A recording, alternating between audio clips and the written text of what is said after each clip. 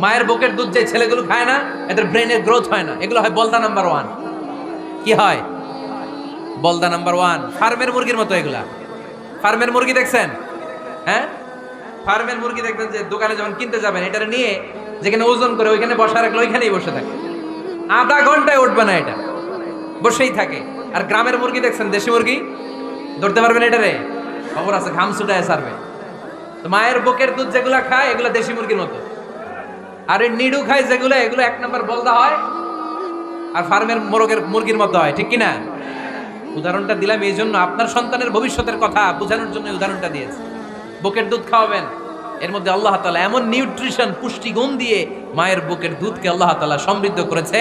বাচ্চার ব্রেইনের গ্রোথ হয়, বাচ্চার হাড্ডিগুলো খুব শক্ত হয়, সে ইনফিরিয়রিটি কমপ্লেক্সে ভোগে না, হীনমন্যতায় ভোগে না। জীবনের যেখানেই যাবে সেখানেই সে হবে সফল। চিল্লায় বলেন ঠিক কিনা?